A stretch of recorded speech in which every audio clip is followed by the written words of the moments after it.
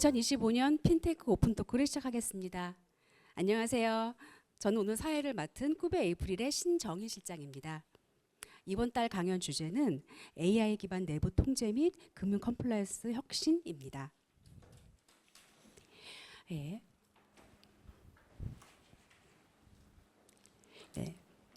핀테크 오픈테크는 서울특별시가 여의도 금융중심지에서 금융 전문 인력 양성을 목표로 매월 1회 디지털 금융 분야 최신 기술 동향과 트렌드를 정기적으로 업데이트하기 위해 핀테크 기업, 금융기관, 학계 등 핀테크 전문가들의 인사이트를 공유하는 행사입니다. 본 행사를 진행하는 쿠베 에이프릴은 2021년부터 스타트업의 해외 진출을 도와드리는 컨설팅 에이전시로 시작했습니다. 스타트업 분야의 다양한 컨퍼런스와 네트워킹 등을 기획하고 운영하고 있습니다. 9월 세미나는 조민기 SSA 코리아 상무님이 진행해 주십니다. 조민기 상무님은 현 SAS 코리아 프로드 컴플라이언스 앤 퍼블릭 시큐리티 담당 상무님을 재직 중이시며 현 에이캠스 코리아 챕터 보드 멤버시고 한국 자금 세탁 방지 협회 상임이사, 그리고 금융권 자금 세탁 방지 시스템 구축 컨설팅 자문과 공공금융권 내부 및 외부 사기 방지 시스템 구축 컨설팅 및 자문 전문가이십니다. 연사님 무대로 모시겠습니다. 박수로 맞이해 주세요.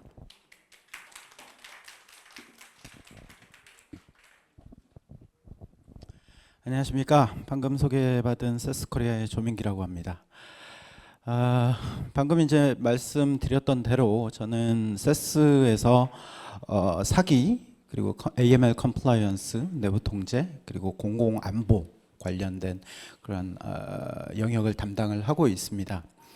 오늘 주제가 마침 또 내부 통제와 관련된 그러한 내용들이라서 세스의 정체성이 AI 기업이기 때문에 글로벌 AI 코파운더로서의 위치를 차지하고 있기 때문에 AI 기업이면서 프로드 컴플라이언스를 담당하고 있는 영역으로서 굉장히 잘 맞아떨어진다라고 해서 이제 오늘 강의 요청을 수락을 했고요. 오늘 주제는 제목에서 보시는 것처럼 사후 대응을 넘어서 AI가 만드는 금융 내부 통제 혁신이라는 주제로 말씀을 드리도록 하겠습니다.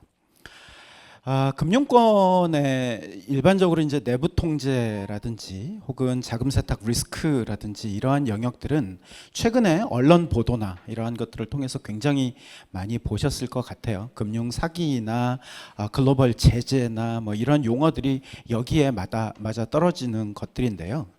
일반적으로 이제 언론에 이러한 내용들이 나오게 되면 결국에 사고는 이미 터지고 터진 사고를 기반으로 금융사나 혹은 금융당국이 이 사고를 어떤 방식으로 수습을 할 것인지에 포커스가 맞춰져 있습니다.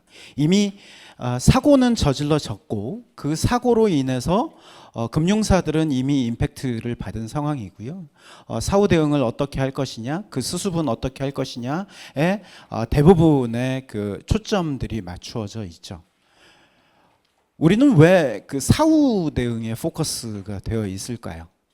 사고를 미연에 방지하고 그리고 그 사고가 만들어지기 전에 먼저 적발해서 해당되는 사고가 일어나지 않도록 하는 것이 훨씬 더 좋은 그러한 접근 방법인데 왜 우리는 사후 대응에만 머물러 있을까요? 이러한 내용들을 오늘 좀 말씀을 드려보려고 합니다. 특히 이제 최근에 AI라고 하는 이 산업에 굉장히 혁신적인 그러한 기술들이 도입되기 시작하면서 AI가 모든 것을 바꾸고 있습니다. 과거에 이제 사후 대응에서 하던 것이 사전 예방으로, 수동적인 모니터링에서 능동적인 탐지로, 그리고 부서별로 개별적으로 대응하던 것에서 통합적인 대응으로 이러한 패러다임을 바꾸는 그러한 기술이 바로 AI 기술이라고 저는 생각을 합니다. 그래서 금융권의 내부 통제라고 하는 영역이 근본적인 혁신, 아래로부터의 혁신, 위로부터의 전환이 이루어지고 있다라고 하는 것을 오늘 좀 말씀을 드리고 이러한 변화에 여기 계신 분들이 같이 동참하고 그리고 그 변화에 이바지할 수 있을 그러한 기회가 되었으면 합니다.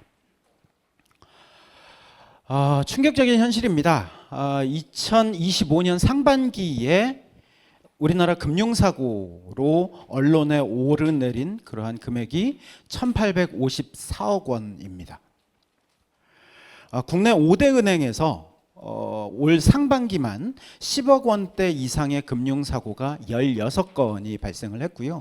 총 피해액이 보시는 바와 같이 1,854억 원, 월 평균 300억 원 이상의 어떤 사고가 벌어졌습니다.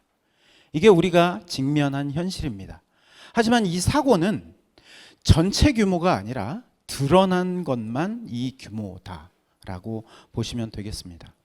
기존에 금융사들이 운영하고 있던 내부 통제 시스템, 내부 통제 환경이라고 하는 것이 얼마나 사후적이고 그리고 얼마나 수동적인지를 보여주는 굉장히 큰 지표다라고 저는 생각을 합니다.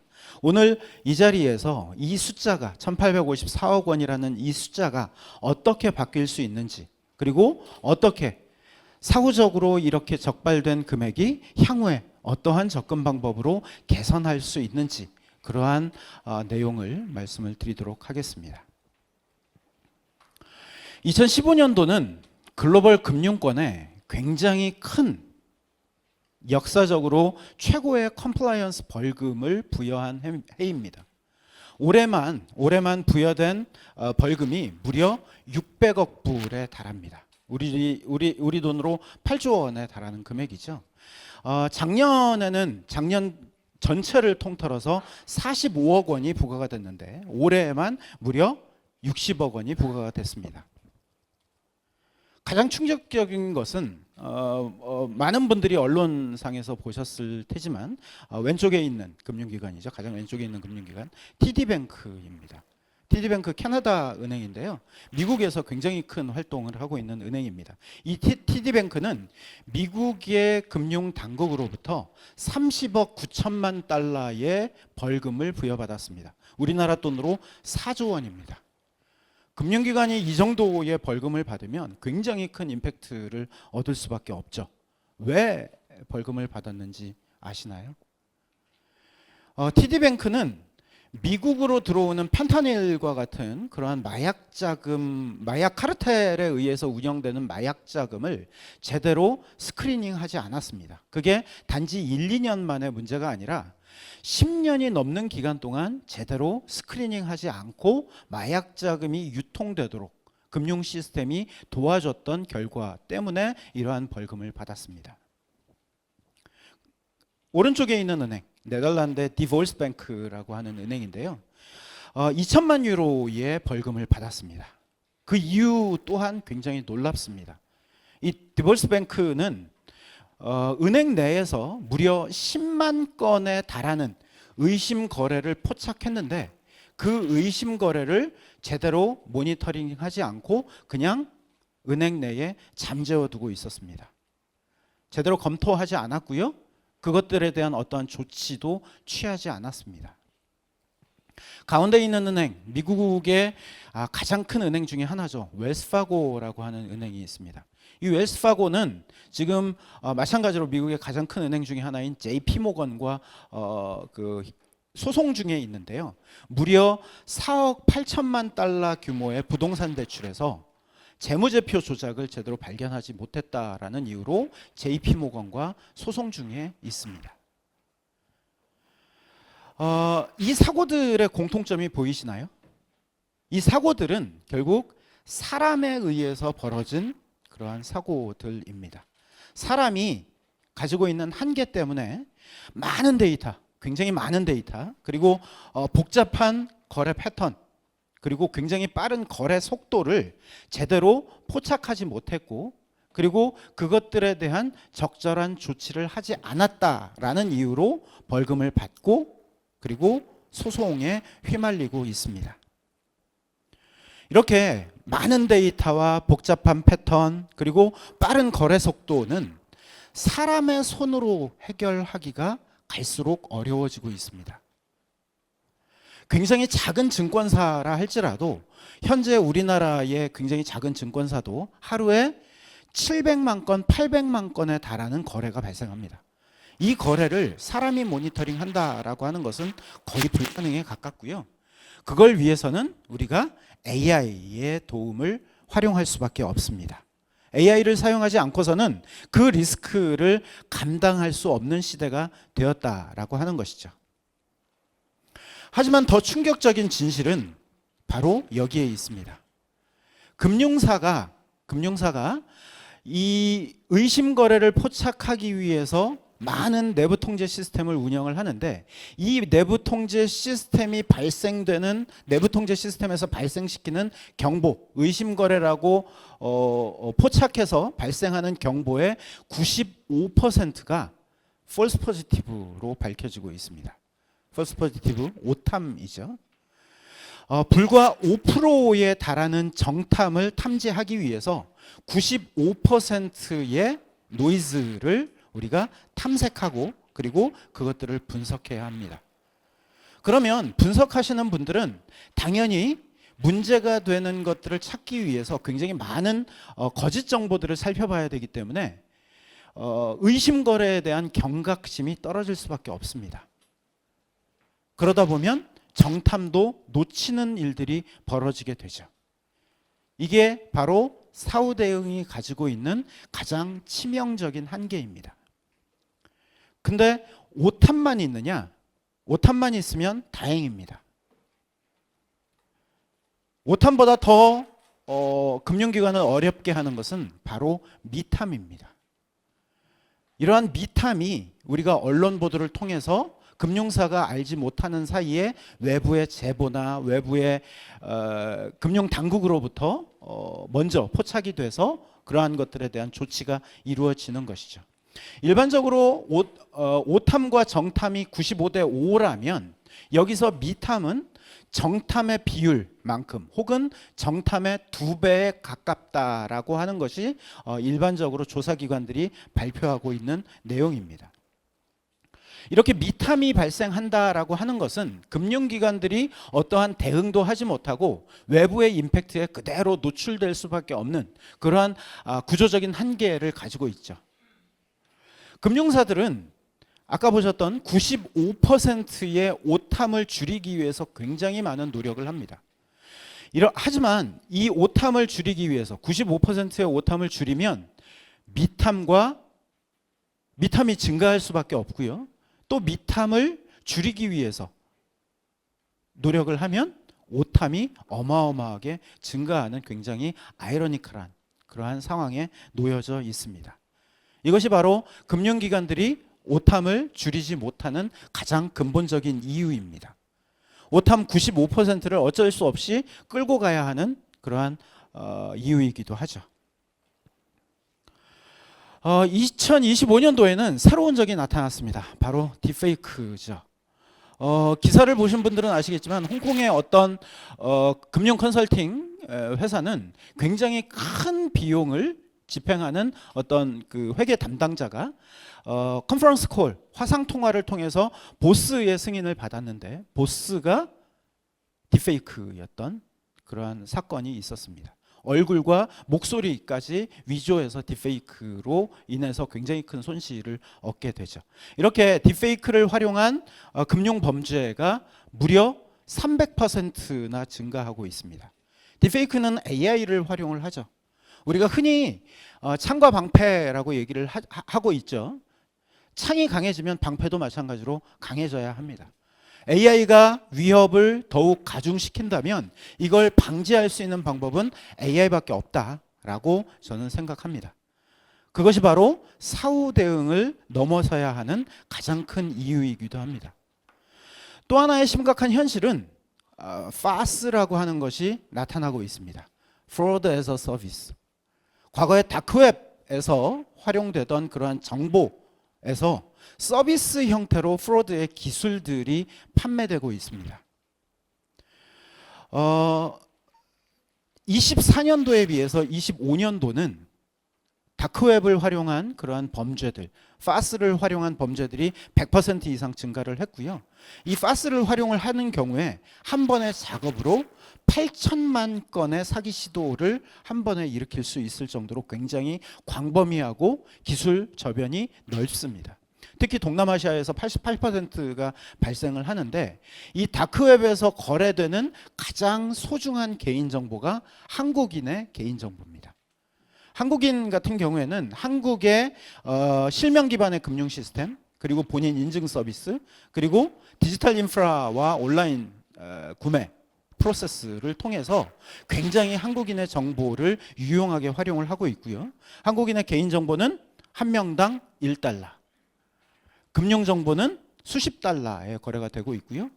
여권 정보, 여권 복사본, 여권을 복제한 게 아니라 여권의 카피본도 1,000달러 이상에 거래될 정도로 여러분의 개인정보는 어마어마하게 비싸게 거래되고 있습니다. 여기에 파스를 통해서 제공되는 그러한 기술, 사기꾼이 기술 지식이 없다 할지라도 다크웹에서 구매한 개인정보와 파스에서 제공하고 있는 프로드 서비스를 활용해서 굉장히 손쉽게 정교한 사기를 순식간에 만들어서 활용할 수 있는 그러한 기술들이 제공이 되고 있다라고 하는 것이죠. 사기라고 하는 것, 금융 범죄라고 하는 것이 이제 산업화돼서 움직이고 있다라고 하는 것입니다. 이러한 것들을 적발하기 위해서는 우리는 예측적인 컴플라이언스를 도입할 수밖에 없습니다. 여러분들이 의사라고 한번 생각을 한번 해보시죠. 심장마비가 와서 응급실에 실려온 사람을 살리는 게 쉬울까요? 아니면 우리가 틈틈이 CT 촬영하고 심전도 검사해서 그것들을 예방하는 것이 훨씬 쉬울까요? 쉬운 길을 선택해야 합니다. 하지만 응급실 가기 전까지 우리가 검사받고 할 때는 훨씬 많은 비용이 또 들어가겠죠. 하지만 예방이 좀 더 근본적인 문제를 해결하는 것이라고 저는 생각합니다. 이러한 것이 바로 컴플라이언스에서 얘기하고 있는 예측적인 컴플라이언스다라고 말씀드릴 수가 있겠습니다. AI가 수천만 거래 패턴을 실시간으로 분석해서 이 거래는 94%의 확률로 의심스럽다라고 미리 알려주는 그러한 서비스. 기상청이 태풍을 예측하듯 우리가 심전도 검사를 통해서 미리미리 심장마비를 예측하듯 컴플라이언스도 마찬가지로 금융기관 입장에서 심장마비를 예측하는 그러한 형태의 서비스로 진행이 되어야 한다라고 하는 것입니다. 예를 들면 어떤 직원이 평소와 다른 시간에 로그인을 하고 평소보다 더 많은 고객들의 정보에 접근을 하고 그리고 이상한 패턴의 거래를 승인하려고 한다면 해당되는 직원이 하는 행동은 사기에 가깝기 때문에 미리 예방할 수 있는 방법들을 찾아야 한다라고 하는 것이죠. 특히 고급 예측 분석 엔진을 가진 플랫폼들은 이미 이러한 예측적인 위험 기반 접근법, 리스크 베이스드 어프로치죠. RBA를 통해서 금융기관의 리스크를 사전에 예방하고 예측하고 차단하는, 그래서 사후 약방문식으로 그렇게 처치하는 사후적인 대응에서 사전적으로 예측하고 예방하는 그러한 시대로 넘어가고 있습니다.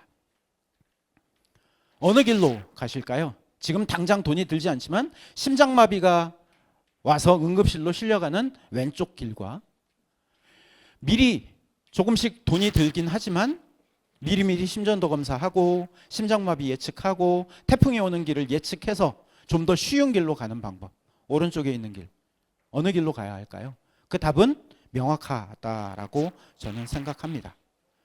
우리가 굉장히 빠른 시간 동안 0.001초 동안 수천만 건의 데이터, 거래 패턴을 분석할 수 있는 것이 바로 AI 기술이다라고 말씀드릴 수가 있겠습니다. 인간이 몇 시간에 걸쳐서 발견하는 패턴을 AI는 굉장히 빠른 시간 동안 그 답을 찾아내게 되죠.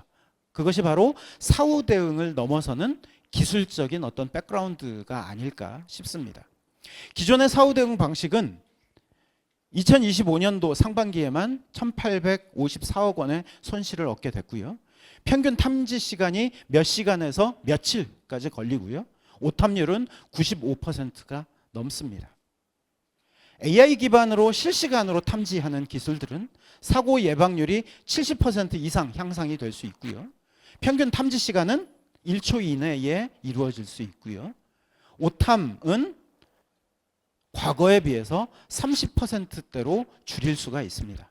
같은 위험 요소들입니다. 같은 고객들입니다. 같은 거래 패턴들입니다. 어떤 방식을 따라야 할까요? 과거와 앞으로는 무엇이 바뀌었을까요? 바로 데이터를 바라보는 방식이 바뀌었습니다. 과거의 데이터로부터 미래를 예측하고 미래의 위험을 예측하고 실시간으로 패턴을 학습하고 여러 데이터 소스를 동시에 분석하는 그것이 바로 데이터로 미래를 보는 금융의 모습이 아닐까 싶습니다.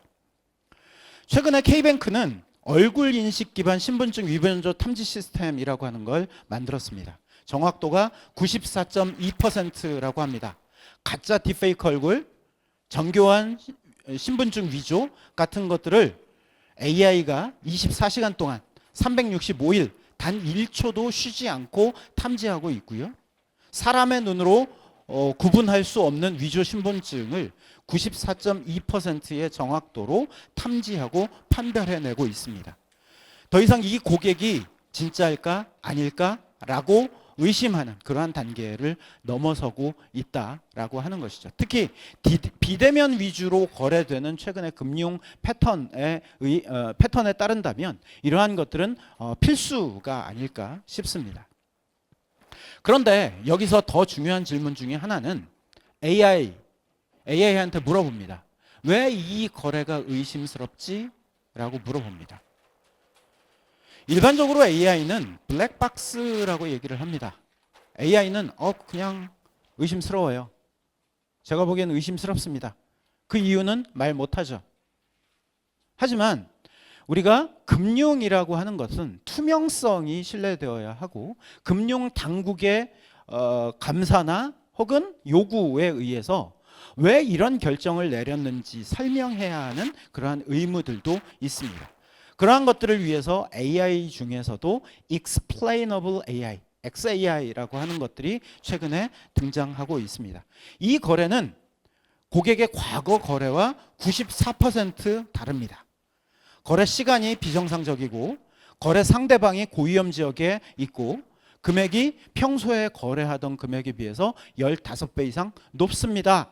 그래서 AI는 의심 거래라고 판단했습니다. 라고 하는 답을 줄 수 있는 AI여야 한다라고 하는 것이죠. 그것이 바로 Explainable AI, XAI가 지향하는 목표입니다. 학습할 뿐만 아니라 의사결정을 하는 사람들이 해당되는 내용을 가지고 개선할 수 있는 조치를 할 수 있도록 설명해주는 AI가 필요합니다. 최근에 프랑스의 한 은행에서 일어난 일입니다. XAI를 도입을 했고요. 이 XAI를 통해서 타행에서 들어오는 거래, 국경 간 거래의 제재 스크리닝을 합니다. 과거에 비해서 오탐률이 65%포인트가 감소됐고요. 95%에서 30%로. 그래서 이제는 새벽 3시에 경보가 울리면 이것은 진짜로 위험한 거래입니다. 과거에 95%의 확률로 오탐일 때는 새벽 3시에 전화가 와도 무시할 수 있었을지 모르겠으나 지금은 바로 뛰쳐나가야 합니다. 그런데 여기서 더 큰 문제가 하나 더 있습니다. 대부분의 금융기관들은 AML, 내부 통제, 준법 감시, 소비자 보호, 외부 사기 방지, 사이버 보안 이렇게 부서들이 다 갈라져 있습니다. 다 따로따로 일을 하고 계세요. FBI 전 수사국장이었던 크리스 스웨퍼라고 하는 사람은 이렇게 얘기합니다. 역설적으로 대부분의 금융기관이 범죄와 자금 세탁이 별개인 것처럼 취급한다. 이 기능적인 분리는 AML과 사기 관련 모니터링 이 모두의 효과성을 심각하게 저해한다라고 얘기를 합니다. 범죄자들은 굉장히 시스테마틱하게 움직입니다. 유기적으로 통합돼서 움직이는데 우리나라 금융기관들, 대부분의 금융기관들은 각 부서의 칸막이에 의해서 따로따로 개별적으로 대응을 하고 있습니다. 이것이 사후 대응이 계속 실패하는 이유 중에 하나입니다. 기술만으로는 부족합니다. 여기에 굉장히 그 예시가 될 만한 사례가 있습니다. 2012년도에 HSBC라고 하는 글로벌 은행이 19억 달러의 과징금을 받습니다. 과징금을 받은 이유는 HSBC 그룹이 멕시코에서 발견된 의심 거래 문제를 미국 지점에 알리지 않았다라고 하는 이유입니다. 부서 간의 정보 공유의 실패, 이것이 바로 19억 달러의 과징금의 원인이 되었습니다. 아무리 좋은 기술로 사고를 예방하고 예측한다 할지라도 조직이 단절되어 있으면 소용없다라고 하는 것을 보여주는 그러한 사례입니다. 그것이 우리가 통합적인 접근을 해야 되는 이유이기도 합니다. 레고 블럭을 한번 생각해 보시죠.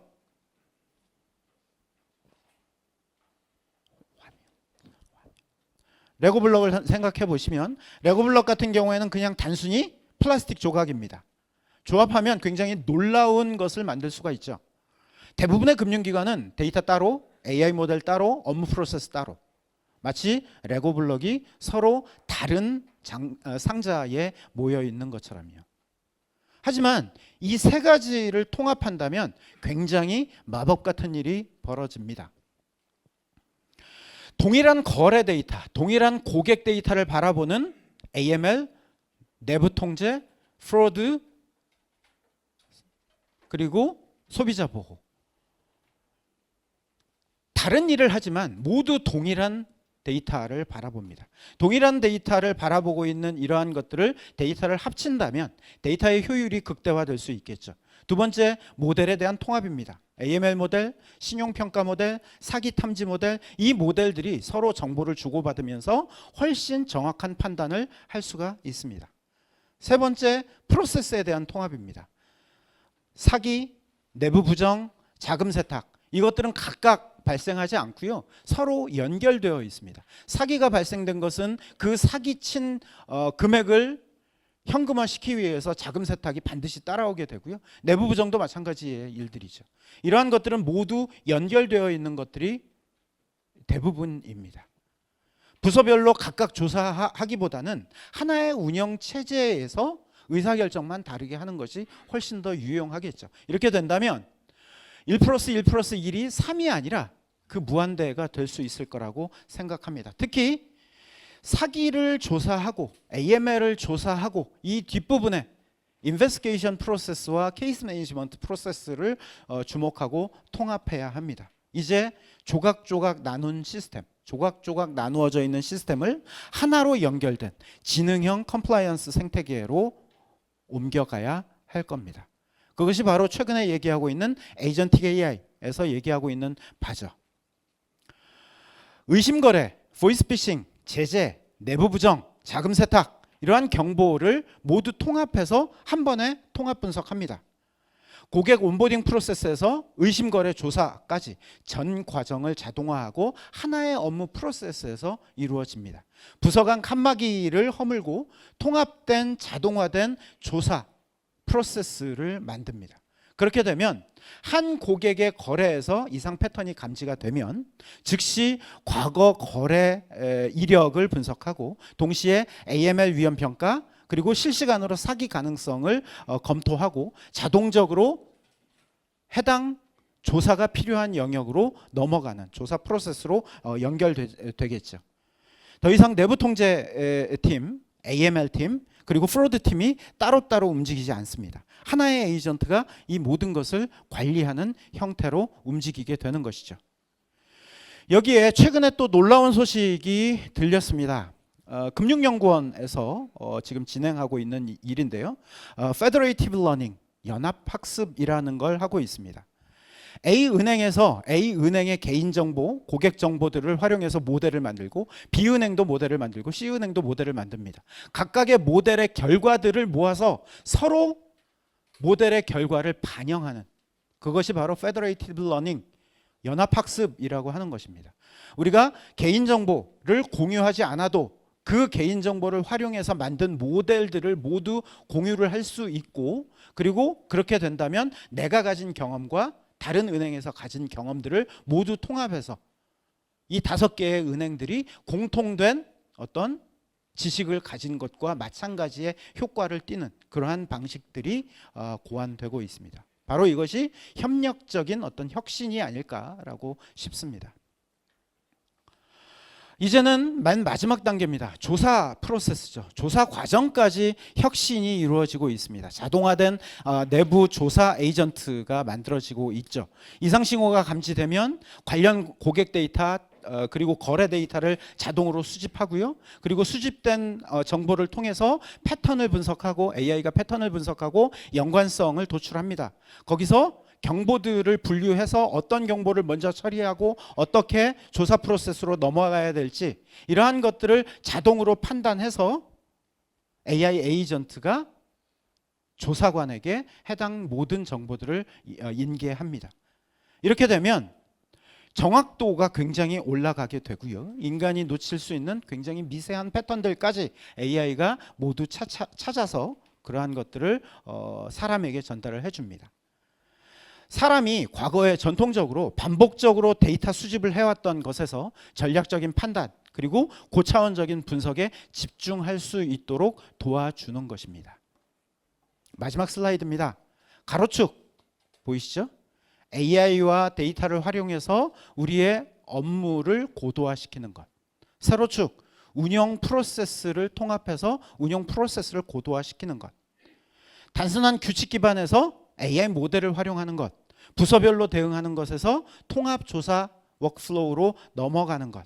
이것이 우리가 앞으로 가야 할 진정한 혁신이라고 저는 생각합니다.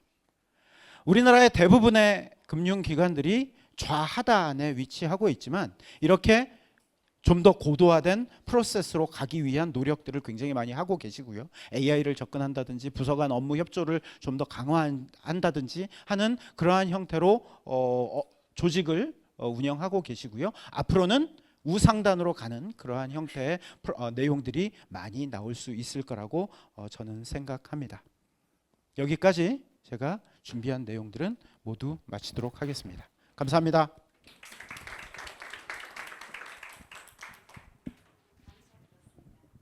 네, 강연 내용에 관련해서 질문이 있거나 아이디어가 있으신 분들은 이제 자리에서 손 들어주시면 저희가 마이크 갖다 드리겠습니다. 예, 발표하실 분이 계실까요? 네, 궁금하신 점이나 여쭤보고 싶은 저쪽 끝에 부탁드리겠습니다. 감사합니다.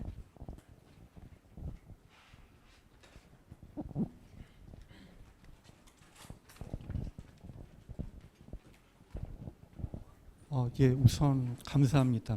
언젠가 이런 날이 올 줄 알았지만 이제 또 여기 또 이제 AI가 들어가서 이제 활약을 할 수 있을 것 같긴 한데 첫 번째로는 이제 굉장히 좀 근본적인 얘기. 지금 AI가 머신러닝만 있는 건 아니지만 현재 머신러닝 대부분은 인터폴레이션 그러니까 좀 유사 사례에 대해서는 굉장히 얘가 잘 잡아낼 거라고 저는 생각을 하지만 엑스트라폴레이션 즉 여태까지 패턴에 어떤 새로운 스트레스가 나왔을 때는 여기에 대해서 거의 무방비 상태가 되진 않을까? 그래서 과연 사람이 하는 것보다 즉 사람이 어떤 아까 프리딕티브로 가면 좋은데 아무래도 그런 부분에 대해서 좀 취약점이 있지 않을까 하는 우려가 일단 좀 들고요. 왜냐하면은 굉장히 좀 미묘하게 약간 좀 여태까지의 나온 패턴을 약간만 흐리는 식으로만 나와도 머신러닝 기법으로서는 좀 찾아내기 힘든 부분이 좀 있지 않을까라고 하는 생각이 들어서 이게 좀 약간 좀 우려가 되는데요. 굉장히 좋은 질문 해주셨는데요.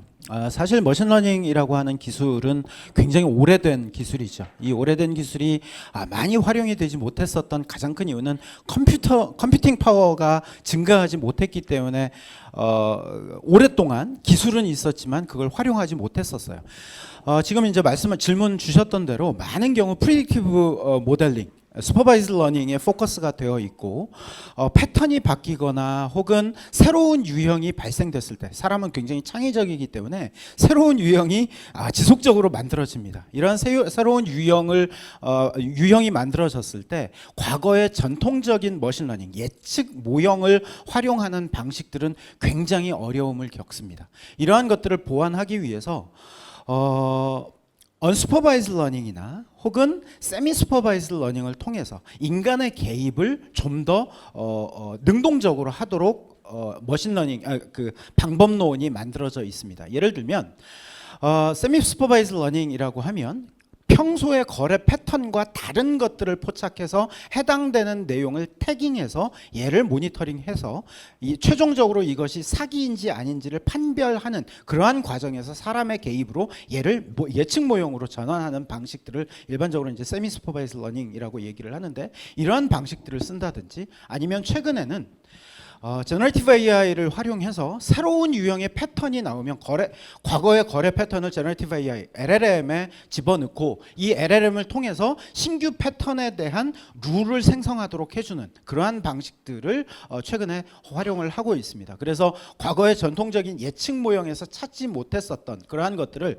전통적인 방식은 룰로 보완하거나 사람이 이상치를 찾아내는 데에서 이렇게 이제 활용을 했다면, 이것조차도 머신러닝이나 AI, 제너레이티브 AI를 활용해서 방지하는 방식들이 최근에 만들어지고 있다라고 보시면 되겠습니다. 예, 감사합니다. 그러니까 새로운 클러스터가 나오면 그것도 일단 그럼 다시 또 사람이 그럼 이제 점검하는 시기 되겠네요. 그리고 한 가지 마지막으로 아까 그 에이전트를 통해서 각 부서, 그 아이솔레이트된 부서들 통합한다고 하셨는데, 그러기보다 요새 추세는 어떤 멀티 에이전트를 두고 어떤 그 트리아지 에이전트 하나가 있어서 어떤 문제가 발생했을 때 이 일은 에이전트 A한테 시키고 이 일은 에이전트 B한테 시키고 결국 그 결과를 모두 다 모아가지고 얘가 보고하는 방식으로 많이 가고 있는데, 이제 그런 방식으로는 이쪽에서는 가지 않을 거라고 생각을 하시는 건가요? 같은 의미입니다. 그러니까 사실 여기서 이제 가장 상위에 있는 에이전트가 분할해주는 역할을 하는 것이고요. 이 에이전트가 어떤 영역으로 가는 것이 좋을지, 어떤 에이전트한테 다음 프로세스를 넘길 것인지를 판단해주는 최초의 트리아지 에이전트가 있는 것이고요. 그 에이전트 이후에 진행되는 것들은 다른 에이전트로 넘기고 최종적으로는 다시 원래 에이전트가 받아서 맨 마지막 처리까지 이어지는 그러한 과정들을 거칩니다. 네, 또 다른 질문 있으실까요? 네, 저 가운데 부탁드리겠습니다. 잠시만 기다려 주세요.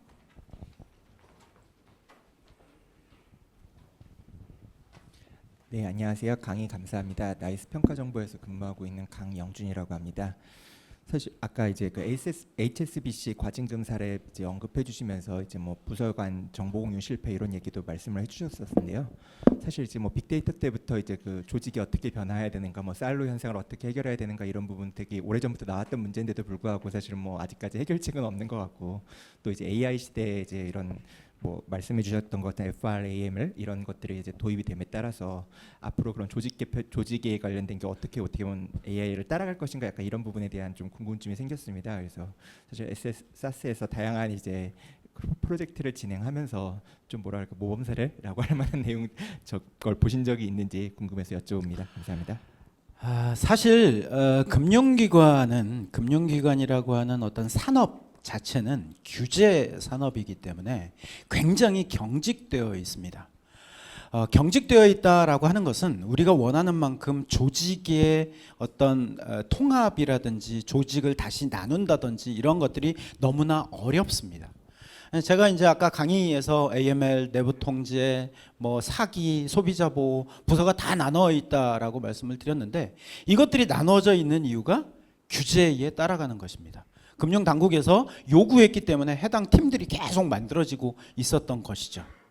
단순히 시장에 맡겨놨다라고 하면 이런 팀들은 필요 없습니다.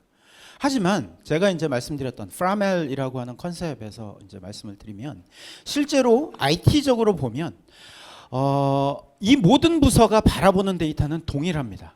같은 데이터를 바라보고 있어요. 근데 금융기관 입장에서는 자기 자신의 업무를 하기 위해서 나의 시스템을 구축을 해야 됩니다. AML 시스템은 모든 거래 데이터로부터 AML 관점의 어떤 디텍트하고 인베스티게이션하는 시스템을 만들고요. 내부 통제는 거래 데이터로부터 금융 사기를 막기 위해서 직원들의 어떤 이상 패턴을 감지하는 시스템들을 만들어냅니다. 근데 그 내용을 살펴보면, 여기에 활용되는 기술이나 데이터를 살펴보면 전부 동일한 기술 스택들을 가지고 있습니다. 금융기관 입장에서 바라보면 이 데이터를 하나의 데이터를 활용을 한다거나 하나의 AI 모델이나 하나의 오퍼레이팅 모델을 가져가는 게 가장 조직적으로는 가장 좋겠죠. 하지만 규제라는 것이 그렇게 지원하지 않고 있기 때문에 그 조직을 다 없애고 그냥 하나로 가기에는 너무 어렵습니다. 그래서 아까 이제 말씀드렸던 아까 질문에서도 나왔었던 그러한 에이전트가 필요한 것이죠. 기술적인 AI 기술의 에이전트도 필요하지만 실제로 시스템은 하나로 움직이지만 해당되는 트리아지를 통해서 이 업무는 최종적으로 의사결정은 AML에서 해야 돼. 최종적인 의사결정은 내부 통제에서 해야 돼. 라고 하는 이러한 트리아지가 가능해질 거라는 거죠. 기술로 인해서. 그렇게 된다면 실제로 아랫단에 돌아가는 IT 환경들은 하나의 환경이지만 우리가 규제에 의해서 만들어졌던 이러한 팀들과 조직들은 그 조직 그대로 본인의 업무를 할 수 있도록 그렇게 지원할 수 있다라고 하는 것이 실제로 이제 많은 그 선진 사례에서 밝혀지고 있고요. 최근에 미국 아까 이제 설명드렸던 그러한 몇 개 은행들에서 그러한 시도들이 있고 프라멜이라고 하는 컨셉이 나온 지 한 2, 3년 정도밖에 되지 않았기 때문에 굉장히 실험적으로 이러한 형태의 접근법이 적용되고 있습니다.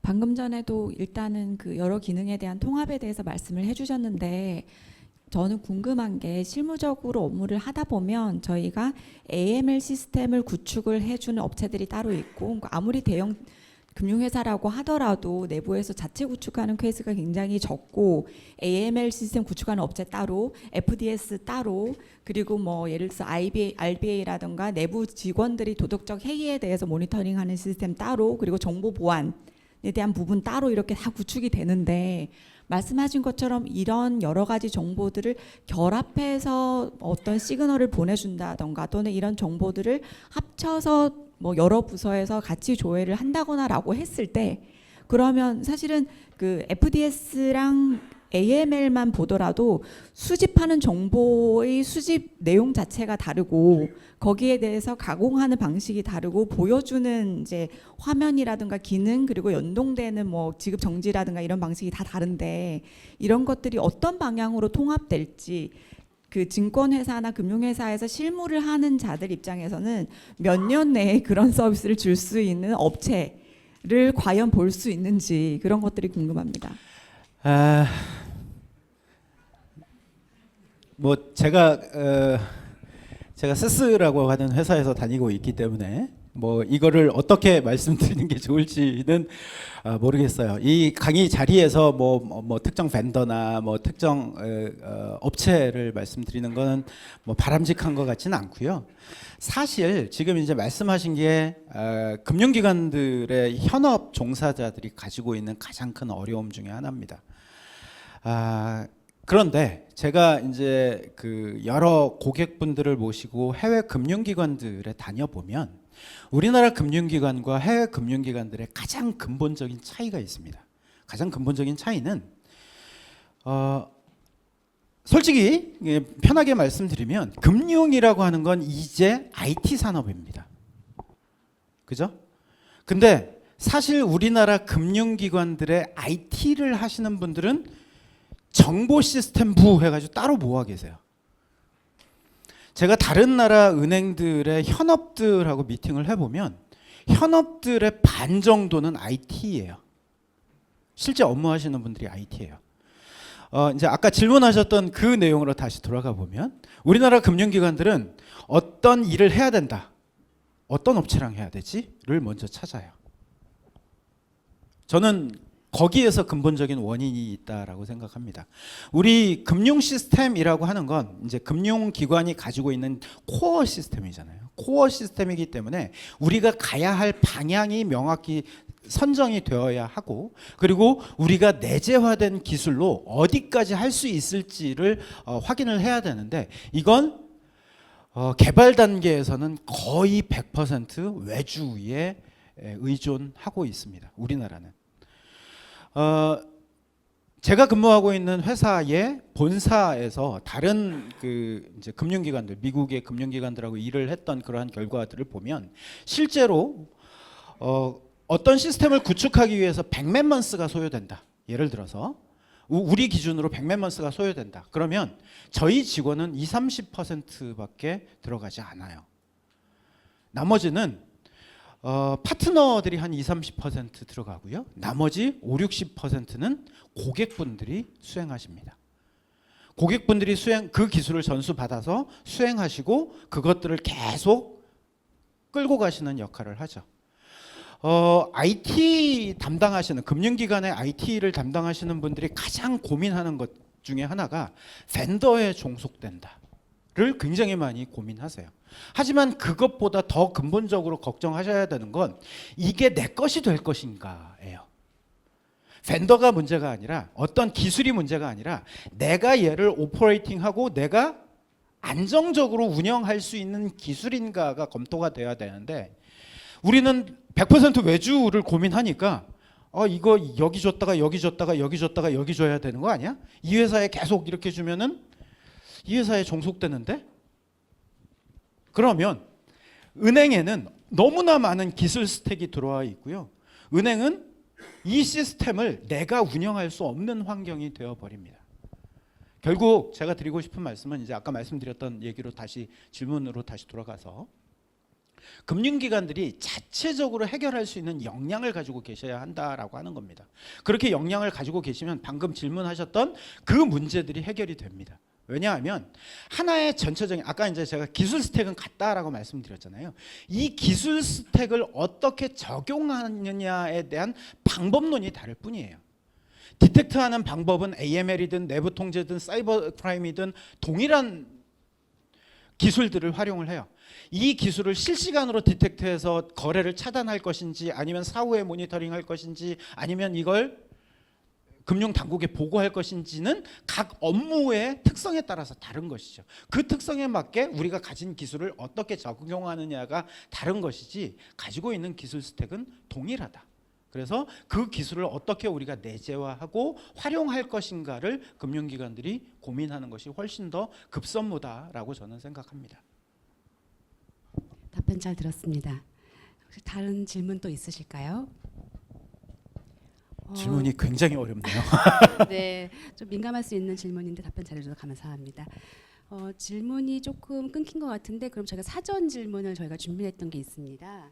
그래서 그 화면을 한번 같이 보면서 서로 이제 의견 주고받는 시간 가지면 좋을 것 같은데요. 지금 요 질문들 중에 이제 3번과 4번 같은 경우는 이제 일부 이제 강연 내용에 녹아 있기는 합니다만 또 추가로 다른 방법이 있는지 얘기를 나눠볼 수도 있고 아니면 이제 연사님께서 혹시 요거는 좀 더 얘기해 보고 싶으시다 하는 부분이 있으실까요? 3번을 한번 얘기해 볼까요? 컴플라이언스 분야에서 어떤 혁신이 가능하고 무엇이 진짜 혁신이다라고 이제 질문이 되어 있는데요. 제가 조금 전에 말씀을 드렸습니다. 사실 이제 제 강연의 그 가장 중요한 부분 중에 하나는 과거에 우리가 사후 대응하던 것에서 좀 더 프로액티브하게 바뀌어야 한다라고 하는 것입니다. 사고가 터지고 그 사고를 수습하는데 급급한 것이 아니라 사고가 나기 전에 그 사고가 날 것을 미리 예측하는 기술들은 이미 충분히 나와 있거든요. 사고는 한 번에 벌어지지 않습니다. 모든 사고는 그 징후가 존재하기 때문에 그 징후를 빨리 포착해서 해당되는 사고가 벌어지지 않는 것이 훨씬 더 용이합니다. 근데 여기서 한 가지 아이러니컬한 문제가 있습니다. 금융기관들이 ROI를 따질 때 사고라고 하는 것을 방지한 것은 비용으로 산출이 되지 않거든요. 시스템을 도입하면 ROI가 없어요. 그죠? 이런 문제점들이 있습니다. 하지만 결국 우리가 가야 할 방향은 금융기관이 가지고 있는 신뢰성을 회복한다라고 하는 건 금융사고라고 하는 것을 갈수록 줄이는 것이라고 저는 생각합니다. 그러한 방향으로 가기 위한 혁신이 바로 여기에 달려있지 않을까라고 생각합니다. 또 이제 질문 5번째, 우리 금융기관이 벤치마킹 할 만한 포인트가 무엇인가? 제가 아까 말씀드렸죠. AI 기술과 IT 기술이 갈수록 우리 생활 우리 업무에 깊숙하게 들어옵니다. 마찬가지 금융기관도 마찬가지입니다. 모든 업무가 이제는 IT화 되어 있기 때문에 아까 말씀드렸던 바와 같이 금융기관은 이제 IT 회사다. 그만큼 실무자 그리고 현업 부서에서도 IT에 좀 더 가깝게 다가가야 하고 실무 업무 하시는 분들도 IT와 같이 접목해서 같이 일을 하셔야 된다. 지금은 부서가 나누어져 있기 때문에 IT는 IT의 뷰로, 현업은 현업의 뷰로 바라볼 수밖에 없거든요. 아무리 같이 일을 한다 할지라도 그것이 아니라 한 팀 안에 자금세탁방지부는 자금세탁방지부 안에, 내부통제부서 안에 기술을 직접 담당하시는 분이 그 업무를 어떤 방식으로 해결할지를 고민할 수 있는 그러한 형태로 전환되어야 하지 않을까라고 생각합니다. 최근에 이제 대형 은행들은 그렇게 가고 있는 은행들이 있어요. 이제 한 분씩 두 분씩 이렇게 이제 현업 부서에 IT 인력들이 들어오시는 분들이 있는데 그분들이 여전히 서포트의 업무를 하고 계실 뿐입니다. 좀 더 그러한 역할들을 적극적으로 할 수 있도록 그렇게 조직의 융화나 통합이 좀 더 자유롭게 이루어져야 되지 않을까라는 생각을 합니다.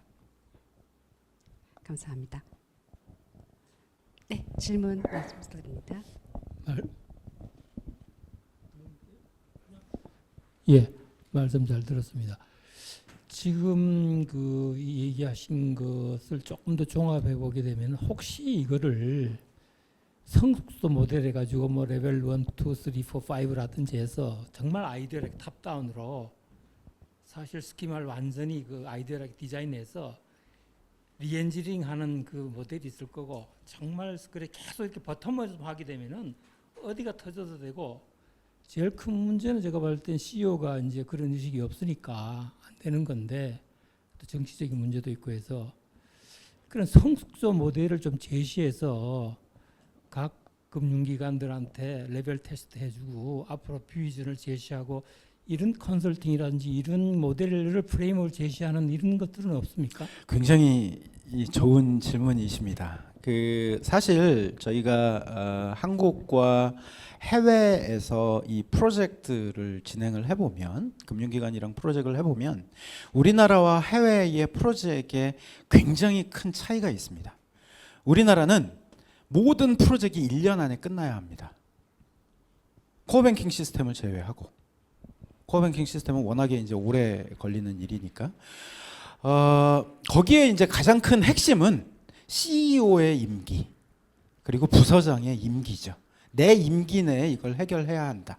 그렇기 때문에 장기적인 안목에서 최종적으로 우리의 골은 저기야. 우리가 여길 가기 위해서 1단계, 2단계, 3단계, 4단계를 만들어서 가야 해라는 제시를 한다 할지라도 CEO 입장에서 부서장 입장에서는 내 임기 내에 달성되지 않으면 나한테는 의미가 없어. 그러니까 우리 일반적인 굉장히 민감한 얘기네요. 얘기하다 보니까 일반적인 그 기업들이 운영되고 있는 방식이 아닐까 싶습니다. 좀 더 강력한 거버넌스 체계 그리고 최종적인 어떤 목표를 바라보고 전달하는 방식들이 필요하다라고 저도 생각합니다. 우리가 AML이 됐던 내부 통제가 됐던 준법 감시가 됐던 해외에서 이러한 것들을 준비하고 최종적인 목표를 달성하는데 2, 3년씩 걸리는데 우리는 3개월에 끝나는 프로젝트들도 있어요. 말도 안 되는 일들이 벌어지고 있습니다. 그러니까 그러다 보니까 프로젝트를 만든 시스템을 업고 다시 만들고 굉장히 많이 하죠. 우리나라가 이제 다운사이징이 굉장히 빠르게 전환이 됐잖아요. 예전에 호스트 시대에서 유닉스로, 유닉스에서 리눅스로, 리눅스에서 클라우드는 못 가고 있어요. 클라우드 못 가는 가장 큰 이유는 뭐 망분리나 뭐 이러한 여러 가지 문제들 때문인데 이러한 형태로 굉장히 많이 가고 있는데 미국 은행들, 대형 은행들 아직도 호스트에 머물러 있는 경우들이 많아요. 왜 그렇게 갈까요? 우리는 업고 부시고 굉장히 많이 하세요. 프로젝트를 짧게 하다 보니 실패도 많고요. 그것들이 제대로 가는 경우도 별로 없어요. 좀 더 거시적인 아까 질문하셨던 분 말씀대로 최종적인 골과 그 단계적으로 우리가 어떻게 가야 하는지에 대한 마일스톤을 정확히 설정하고 그것들을 끝까지 추진할 수 있는 방법들이 모색되지 않고서는 그런 것들을 만들기에는 너무 현실이 좀 어렵다라는 말씀을 드리고 마무리하겠습니다. 답변 감사합니다. 또 저기 질문 부탁드리겠습니다.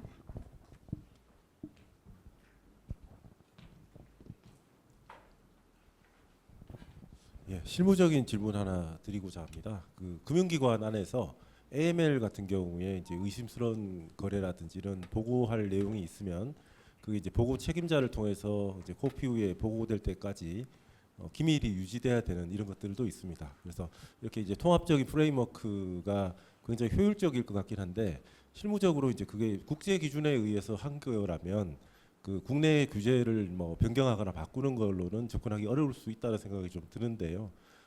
국내외 금융기관 좀 이렇게 프랙티스를 많이 접해 보시면서 그런 것들을 어떻게 해결하시는지 궁금합니다. 그래서 그것들이 자금 세탁 밑으로 들어옵니다. 그러면 해결이 되죠. 그러니까 자금 세탁을 모니터링 하시는 분 이외에 자금 세탁과 관련된 정보는 다른 부서에 공유할 수 없도록 되어 있잖아요. 그래서 자금 세탁 아래에 이 조직들이 이렇게 들어오는 경우들이 많습니다. 감사합니다.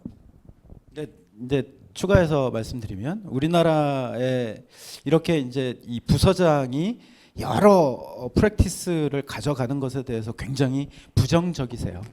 사실 나는 내 업무 하기도 바빠라는 그런 생각들이 많기 때문에 다른 지금 이제 분리되어 있는 다른 업무들을 내가 가져오는 것에 대해서 굉장히 큰 부담들을 가지고 계신 건 사실입니다. 네, 앞쪽에 질문 부탁드리겠습니다. 예, 아까 전에 이런 시스템을 갖추기 위해서 인하우스 인력을 양성해야 된다는 부분은 상당히 공감이 되고요. 뭐 골드만삭스나 모건 스탠리, 뭐 JP 모건 이런 데들은 규모가 크고 국내 대형사다 이런 게 가능한데 뭐 저축은행이라든지 조그마한 자산운용사들은 현실적으로 이게 사실 불가능합니다. 그 부분은 그럼에 있어서 그럼 결국은 이제 위탁을 줘야 되고 위탁을 주면 다시 그 개인정보, 신용정보 이런 것들을 어디까지 내보낼 것이냐 이 문제가 연달아 생기는데 혹시 해외에서 이런 것들을 갖다가 좀 그 정도 사이즈, 그러니까 자체 인하우스하기 어려운 사이즈에서 슬기롭게 해결하는 사례가 있는지 또는 뭐 그렇게 해결한다면은 그 방법, 어프로치가 뭐 개인정보나 신용정보를 어느 정도 익명화해가지고 돌린다든지 뭐 이런 어떤 방법론을 알고 계신 게 있으면 좀 부탁드리겠습니다. 지금 우리나라에서 가지고 있는 개인정보 보호법이나 혹은 이러한 그 금융 규제를 현상으로 만들어 놓고 현상이라고 하는 것을 딱 세워 놓고 그 아래에서 이러한 것들을 이제 해결하려고 하면 굉장히 어려운 벽에 부딪힙니다. 지금 이제 말씀하셨던 대로 저축은행이나 뭐 신용 뭐 금고라든지 뭐 이런 곳들은 내부적으로 IT 인력을 운영하기 굉장히 어렵고 하지만 금융 환경 자체가 굉장히 많이 바뀌기 때문에 과거에 전통적으로 운영하던 방식으로 운영하기에는 굉장히 어려움을 겪을 수밖에 없고 도태될 수밖에 없는 구조를 가집니다. 특히 우리나라 그 금융 규제 환경 안에서는 우리가 인하우스를 대부분 해야 되고 인하우스 안 한다라고 하면 중앙회에 위탁하는 방법밖에는 현재는 없기 때문에 이러한 것들이 굉장히 큰 어려움을 겪게 되죠. 사실 지금 이제 말씀하셨던 이러한 영역들 저축은행이나 이러한 부분들은 해외 같은 경우에는 대부분 사스를 쓰고 계세요. 우리나라는 망분리라고 하는 것 때문에 인하우스가 아니면 해결이 안 되지만 이미 우리보다 더 많은 금융 선진국들은 그 망분리라고 하는 정책이 아예 없고 인터넷이 열려 있는 상태에서 외부에서 제공하는 사스에 우리의 정보를 실어서 서비스를 운영하고 계세요. 우리 망분리를 해도 이렇게 큰 사고들이 터지잖아요. 큰 사고 터지는 이유 누군가 그러시더라고요. 우리가 망분리 해놓으니까 경각심이 떨어지는 거예요. 보안 패치도 잘 안 하고 이번에 모 카드사 사고 터진 것도 무려 8년 전에 패치해야 되는 것을 패치하지 않고 막 연계되면서 그 부분이 뚫렸던 거라고 말씀하시더라고요. 이러한 경각심이 떨어지는 근본적인 문제가 해결이 되어야 된다라고 저는 생각합니다. 그래서 이제 인하우스로 지금 이제 이러한 그 굉장히 소형 금융기관들이 그러한 것들을 하는 것 자체는 불가능한 일이고, 그리고 앞으로도 인하우스로 그렇게 이제 자체적으로 하는 것은 유언하다라고 저는 생각해요. 그러한 것들이 외부에 충분히 좋은 서비스들이 있기 때문에 그러한 서비스를 활용할 수 있는 체계로 규제라든지 우리의 법령이라든지 이러한 것들이 변화되어야 한다. 그래야만 이제 우리 이 세미나의 주제 핀테크가 활성화되고, 그리고 새로운 기술들과 새로운 어떤 금융 환경들이 좀 더 가속화되는 그러한 방향으로 움직이지 않을까라고 생각합니다. 현업과 밀접한 질문들과 답변 감사했고요. 나머지 질문들 혹시 있으시면 좀 끝나고 이후에 네트워킹 시간에 나눠주시기 바랍니다. 오늘 수고 많으셨습니다. 예, 감사합니다. 감사합니다.